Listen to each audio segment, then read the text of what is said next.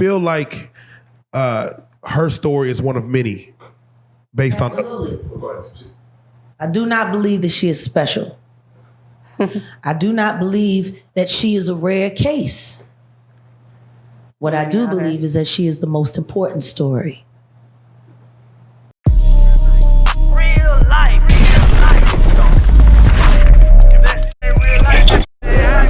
It ain't real life. Just say real life street stars. Know what time it is.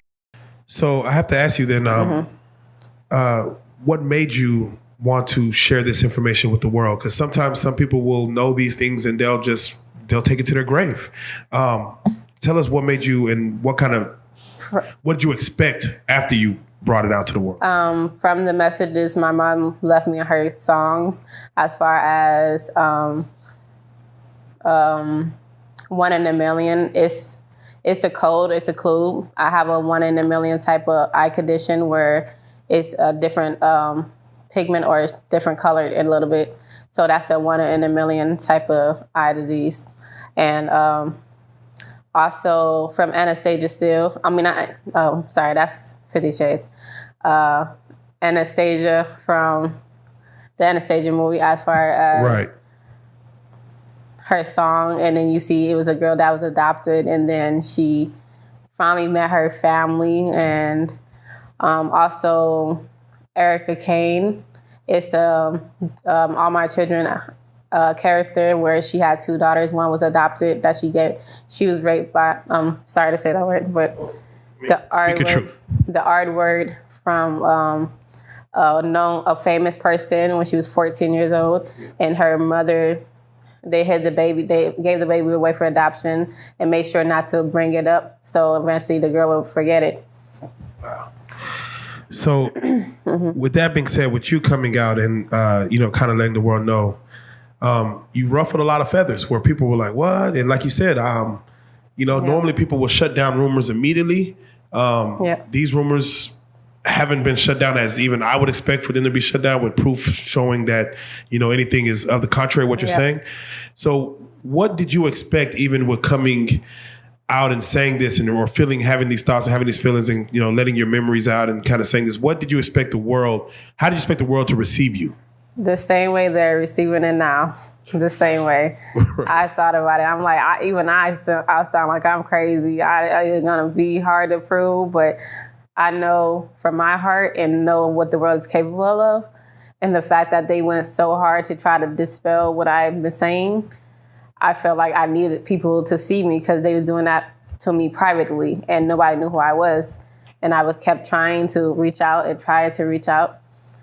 So that's why I wanted to contact Jaguar Wright, as far as asking her to help me, because she knows how extreme this can get, this kind of world can get, and she survived it. And I view her as like how my mother would have probably ended up, or to speak her truth, or who knows. She survived the industry, so.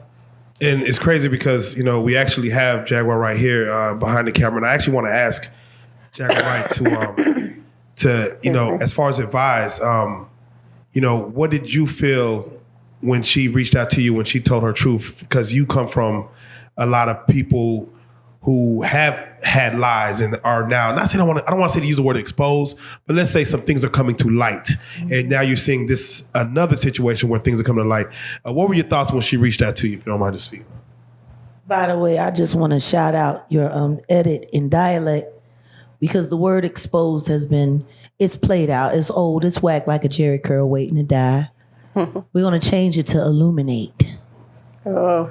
There are things that are being illuminated.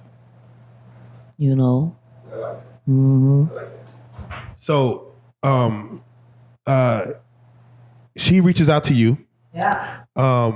She has this story, and therefore, it piques your interest, I'm assuming, at least a little bit.